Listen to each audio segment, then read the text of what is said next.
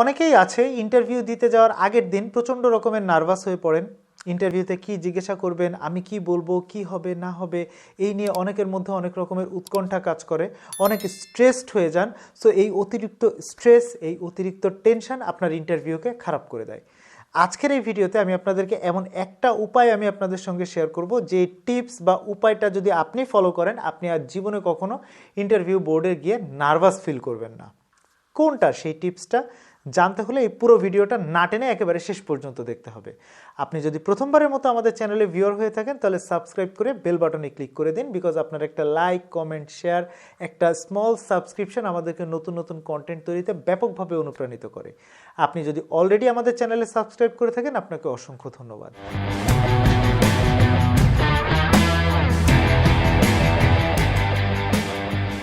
আজকের ভিডিওতে আমরা একটা জিনিস নিয়ে কথা বলবো, যেই জিনিসটা যদি আপনি ফলো করেন, তাহলে আপনি ইন্টারভিউ বোর্ডে গিয়ে কখনোই আর নার্ভাস ফিল করবেন না। সেই জিনিসটা হচ্ছে, আপনি যখন ইন্টারভিউ দিতে যাবেন, তখন এই ইন্টারভিউ দেওয়ার প্রক্রিয়াটাকে আমরা মনে করি কি, ইন্টারভিউ দেওয়ার প্রক্রিয়াটা এক পেশে। মানে হচ্ছে, আপনাকে অনেক কিছু জিজ্ঞাসা করবে, আপনি সেগুলোর উত্তর দিতে না পারলে সব একদম নষ্ট হয়ে যাবে, ধূলিসাৎ হয়ে যাবে চিন্তাভাবনা, এরকম একটা মাইন্ডসেট আমাদের ভিতরে থাকে। বাট ইন্টারভিউটা কখনো ওয়ান ওয়ে না, ইন্টারভিউটা একটা টু ওয়ে কমিউনিকেশন।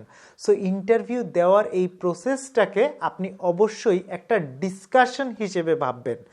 ইন্টারভিউ দেওয়াটা একটা টু ওয়ে কমিউনিকেশান। আপনার সম্পর্কে যেমন কোম্পানি জানতে চাইবে, আপনিও সেরকম কোম্পানি সম্পর্কে জানতে চাইবেন। এটা একটা বোথ ওয়ে কমিউনিকেশান, এটা এক পেশে কমিউনিকেশান না। এই মাইন্ডসেটটা যদি আপনি মাথা থেকে ঝেড়ে ফেলতে পারেন, তাহলে আপনার ইন্টারভিউ বোর্ডের নার্ভাসনেস অধিকাংশটাই কমে গেল। ইন্টারভিউ কোনো পরীক্ষা দিতে যাওয়া না, যে জায়গায় আপনাকে একটা প্রশ্নপত্র দেওয়া হবে, আপনি সেটা দেখে দেখে উত্তর দিবেন, এটা সেরকম না। এটা একটা মিটিং, এটা একটা ডিসকাশন। আপনাকে কোম্পানি কিছু জিনিস জিজ্ঞাসা করবে, আপনি কোম্পানি সম্পর্কে কিছু জিনিস জিজ্ঞাসা করবেন, অনেকটা সেরকম। সেকেন্ড, আমি আরেকটা টিপস আপনাদের সঙ্গে এক্সট্রা বোনাস হিসেবে শেয়ার করতে চাই, যেটা হচ্ছে, চাকরিকে আমরা যেন চাকরি না ভাবি, চাকরিকে আমরা যেন চাকর, এই ধরনের কোনো অ্যাটিটিউড, এই ধরনের কোনো মেন্টালিটি আমরা যেন না রাখি।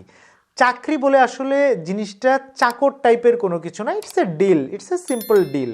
ঠিক আছে, যে আপনি নির্দিষ্ট কিছু কাজ করবেন, আপনার একটা জেডি দেওয়া আছে, ওই জেডির এগেনস্টে আপনি কাজ করবেন, কাজ করে আপনি মান্থলি স্যালারি পাবেন।